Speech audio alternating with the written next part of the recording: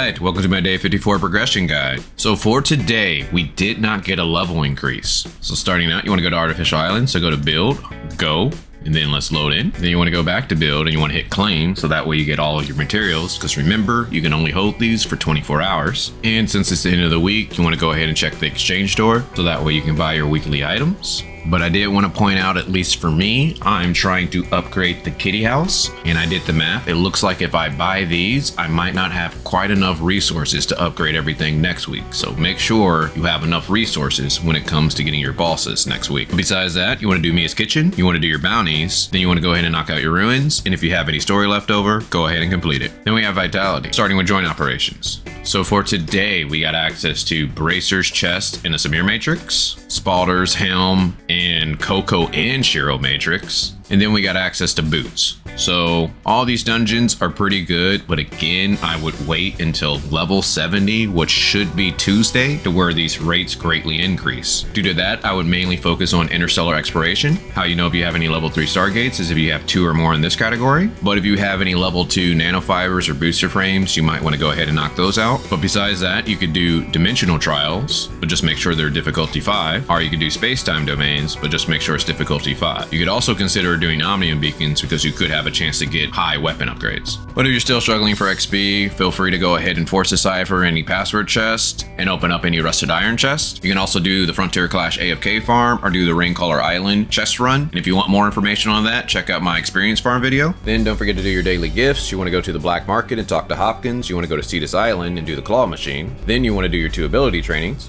Quick tip, if you get the rhythm training, Samir is MVP. Next, you want to maintain your vehicle. So some of the best places is Astra Shelter. The next place would be Bangi Shelter. After that, we got the Black Market. And the best place, High Crows. Also attack any elemental rocks you see for crystals. Then we have our supply run. You just want to make sure you're logging in, so that way you can collect your red nucleus. Then we have the Wheel of Fantasy. This is a trap. Then we have Vera Orienteering. Again, with phase 2, it's pretty easy to get the energy. Just need to go and attack one of these 2 bosses. So I'll probably maybe just do that once a day. That way you get extra machine parts. And you also get energy. So once we get into phase 3, it's not going to be that bad. We also got another devs report. So I'm just going to go ahead and give you the simplified version, but I'll leave a link down in the comments so that way you can read it. But essentially, in the second paragraph, they're talking about in-game events and how they've been too frequent. What I think they mean by that is like banners, to where we're getting too many banners too fast, trying to catch up to the CN version of the game. So they might try to slow that down a little bit. I'm thinking Ruby is going to most likely be after Cobalt, so hopefully that doesn't mean that Vera is going to be delayed, so that way we give people more time. Then in the third paragraph, they do mention collab characters, and like a lot of people were thinking, licensing issues, it seems unlikely that we're getting Mark and Bayuki. They did say that they're thinking about maybe giving us our own collabs, but even still, I feel that that's going to be a ways away. Their main concern is trying to catch up with the China version. It's going to probably be a few months before we get our own collab character. Then for the second to last paragraph, they talk about Artificial Island and the boss respawns, and I'm thinking that also means like the common enemies. They said they're going to adjust the respawn rates. So that'd be really good, but they also say that's not happening until a later version in the game, which I'm thinking we're not going to get any adjustments until Vera. So hopefully Vera comes soon.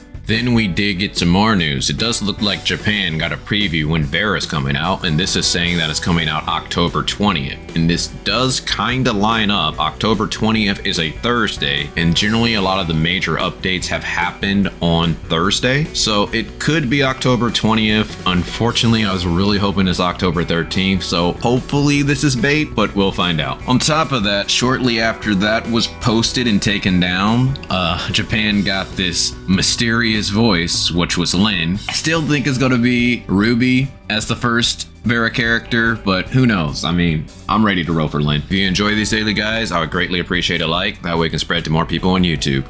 Then we have the weekly tab. You want to make sure you're doing enough things down here so you can get everything up top, which brings us to our challenges. Now, if you're trying to pursue the Bygone Phantasm or the Wormhole or something, you might want to save your Mia's Kitchens to power yourself up, but just make sure you use your 3 attempts before the day is over. So starting with the Bygone Phantasm, So as you see, my rank went down to 4. It looks like this Ryu guy decided to step it up and he got quite a bit of points. So now I'm wondering, should I try to push myself a little bit and try to take this 3rd place? Or should I just stay where I'm at, guys? Let me know down in the comments if you think I should try to get a couple more points. Then we got the wormhole. You only have 2 days left to do the endless mode, so make sure you knock that out so you can get that energy crystal dust. Then we have the raid. Today is the last day to knock out these 2 raids, and they give a lot of energy crystal dust plus crystal trunk, so make sure you do that before the day is over. Then we have Frontier Clash, and the week resets next week, so you could get a bad enemy resist. You might want to try to knock this out today if you have a few attempts. Void Rift, if this is a first time boss for you, go ahead and knock it out.